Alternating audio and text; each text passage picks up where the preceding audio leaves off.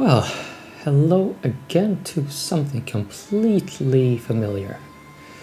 This is going to be the next Let's Play. Yeah, well, title of the playlist. However, it's it's a little bit special. I don't think you can tell on the well, I don't think the microphone picks it up, but actually, you see, I've activated optical output, and for some funny reason, I get both that and the analog output. I get both the optical output through my home theater receiver and the analog audio through the HD link cable wired straight to my capture software. So this time I might even be able to, you know, groove along to the music or something. But yeah, this is old hat. I've done this before, yes. However, there are a few, I guess you would say, issues with, well, either playthrough really. I think the first one, which is the more complete one, there was a fight that I failed to record, and I have not been back to, well,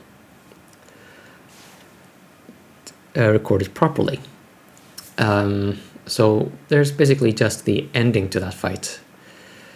I forget which Rigas it was, but it was the later one, the RNG fest.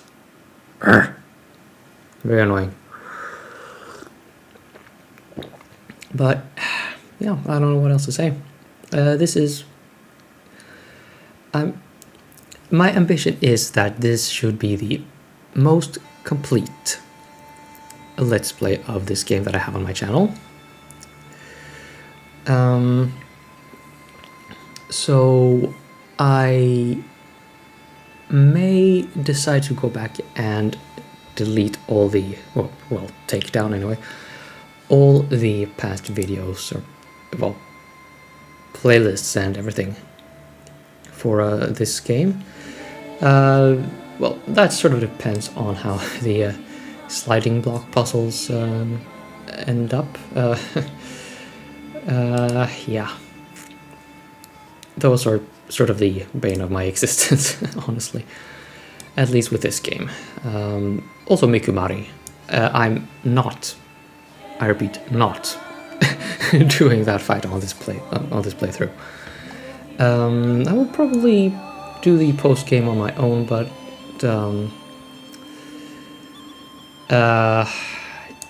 yeah, I mean, I will be following the same walkthrough made by Split Infinity, so who knows, maybe I'll just stick the videos from at least the Mikumari grind that I have from the past into this playlist, and yeah, something. Well, anyway, so that's a whole lot of ado about what is considered the black sheep in the entire Xeno series for some reason.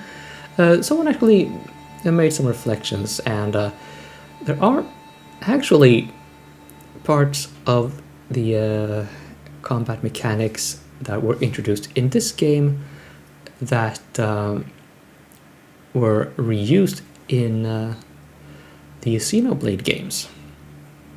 You know, that's rag all you want about the Xenosaga 2 combat system, and I certainly don't like it all that much, to be honest. People don't complain when mechanics from, well, or reminiscent to that combat system is later reused in later installments in the Xeno, well, franchise or whatever. So, hey, this game is officially not a total loss.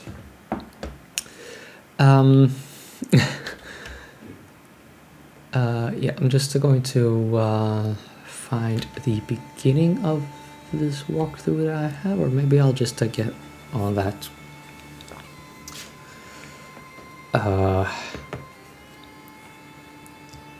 When the walkthrough starts, when the Let's Play starts, I'm just going to see.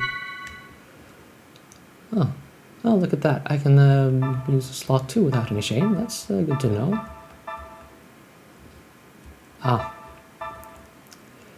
I used this for my successful Mikumari run.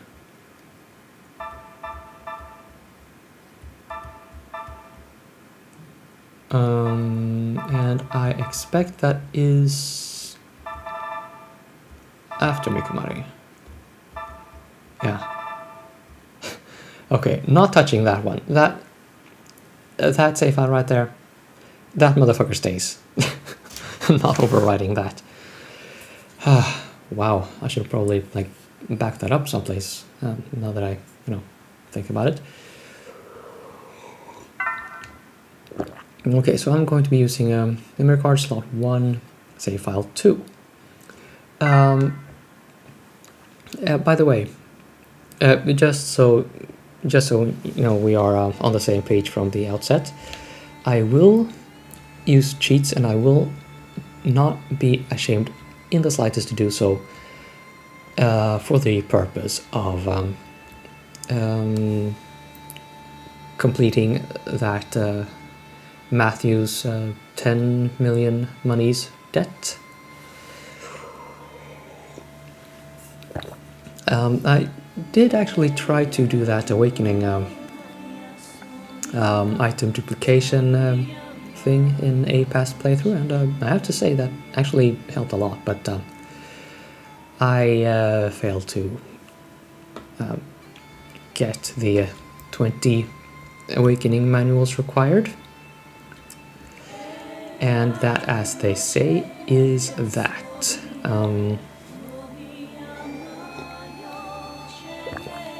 So, about this game overall, I probably will repeat myself a lot from the previous Let's Play, so if you've been watching that, just skip ahead to the next episode where we actually start playing the game.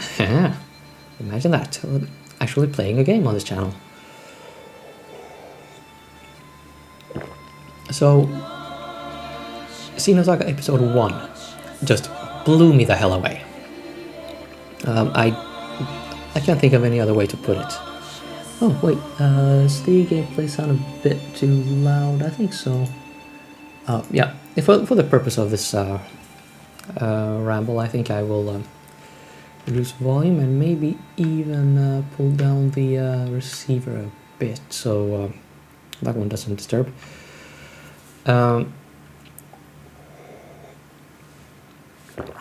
So between episode 1 and 2, obviously things changed.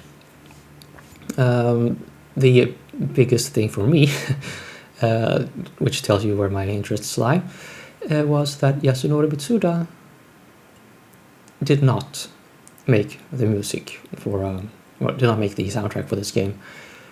If you recall from episode 1, they mostly had only event music, so ambient tracks like for running through cities, shop menus and the like. They didn't have that in episode 1. And that, by the way, I will point out, was very reminiscent of the gameplay experience from Tomb Raider 1 and 2 on the original OG old as fuck PlayStation 1. So that people just started going bonkers about how no background sound, blah, blah, blah, no background music. I don't have a whole lot of respect for those people. If you have that opinion, that is fine. That is your business. Just do not try to convince me. I will not ban people for it, but we're not going to be friends if you come at with that stuff. With that out of the way,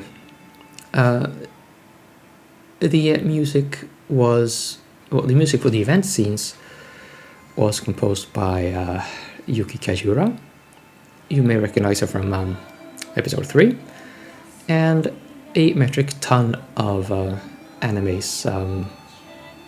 series celebrated for or lauded for their music. So it has some pedigree, but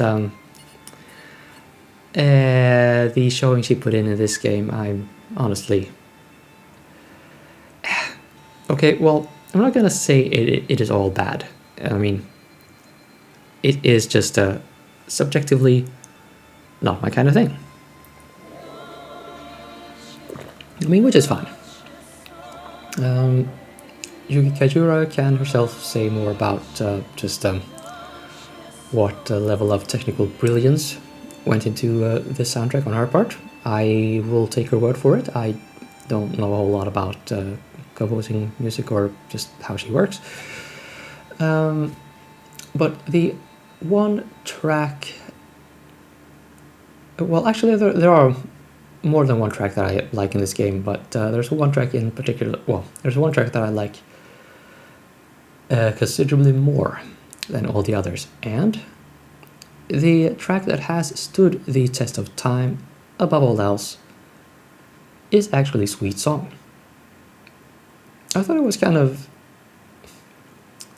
naive, just very simple when I first heard it, and I mean, it kind of is, but all the other like vocal numbers in the Xenosaga series or trilogy of games, I feel that they kind of grow old in a way that Sweet Song just hasn't. I've actually come to like Sweet Song more than I did when I first heard it. And while Kokoro from episode 1 is still far and away the prettiest song of the bunch, I'm sorry to say it actually has grown a bit old, so I don't enjoy hearing it as much as I did when I first played the game. Played episode 1, that is to say.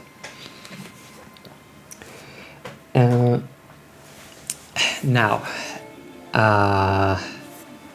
what is not the event bit in this game, the town exploration and things, dungeons, that was composed by Shinji Hosoe. I don't know if he was credited. I think there were some rapid changes late in the development cycle, and Kajura just didn't have the time. I suspect. I don't know this, but that is my belief. There was this kerfuffle about blah blah blah blah blah. Yeah, no background music, bad game. So this was pretty close to the release of this game, I think. Well, like within a year of the first planned release date. Don't know if there were any delays, but obviously they also changed up the character design style. In episode 1 you had this pretty old school anime design, right? Sort of reminiscent to Xenogears character portraits. This one is more a westernized, I would say. More I don't know if increased fidelity is the word I'm looking for, but it looks more well, realistic, I guess. You don't have quite the same big giant heads and the ski slope noses, that sort of thing.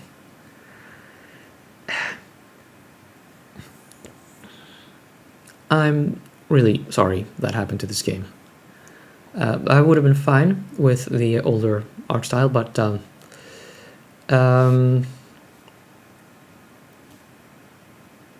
yeah, there are other things actually about the graphics in this game. I don't know this for a fact, but this is the first game, well, you can sort of see here, on the PlayStation 2 that I've ever come across that approximates HDR lighting. That is not to say the HDR color space that we know it as today, but light bloom. I don't think this was possible with the hardware, so they did some sort of software shenanigans. If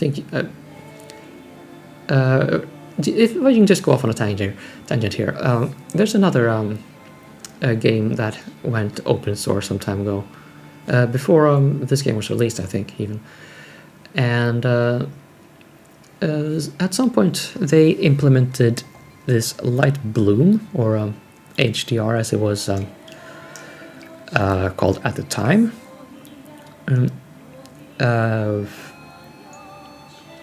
well, into Free Space 2. And the way they implemented that was, I believe, through use of shaders, which is a technical word for software shenanigans. I don't know the capabilities of the PlayStation 2 system, but I can well imagine that this shader business was what they ended up approximating. And that, of course, takes a bit of a toll on the CPU performance. Or that is to say, it takes a toll on the CPU performance budget. I guess that is the technical term for it. I honestly don't need it, but gotta admit, it is pretty cool that it is a thing that exists on this dinky old year, whatever the hell, 1999 or 2000s-ish hardware. Also, point of nerd, the lid on my PC, on my slim PS2, is a bit dodgy. It doesn't close properly. So I am currently holding it down using a don't ask me about the scale, but it is a figurine of Cosmos version 4 or refrain or whatever the nonsense they decide to call it design that they have in Xenoblade Chronicles 2 for the Switch. And this figurine, by the way, is the only first-hand sighting I have had of that blade. So Monolith Soft, if you're watching, could you maybe please do a Christmas patch for Xenoblade 2? Like, play the game at a specific date, and Cosmos is like at least 50% likely to, be drawn. Please and thank you. Yes, fan service. Okay, so what the hell? I have been waffling on quite long enough now. Let's just press new game. So where are we? This game follows on, I would say within minutes, strictly speaking, of the ending of episode 1. We will have a bit of a recap. Before that, though, we will have a tutorial dungeon taking place, I think it is 14 years in the past. Possibly 10 or 14. Anyway, those events we will revisit in episode 3. Okay, so one little caveat, actually. I don't know what's going to happen now. You see, I did mention my sound setup, right? With optical stuff activated and whatnot. You see, this game was very interesting. It did use Dolby Digital. I'm not sure if it's DTS or some other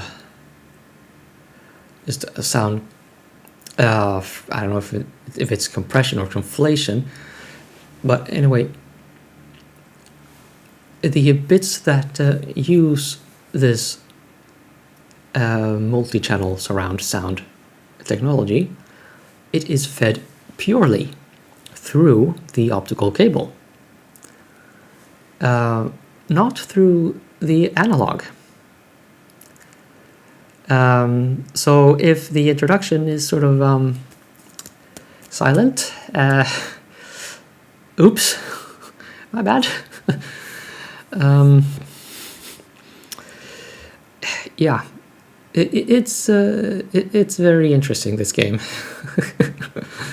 on a technical level in many ways. So hey, Mazel Tov, let's see if you get any sound at all. Unlock special features for Xenoblade Saga episode 1, 2, I mean. Okay, let's just end this episode here and do the rest in the introduction. Ooh, I'm gonna enjoy this. See you soon.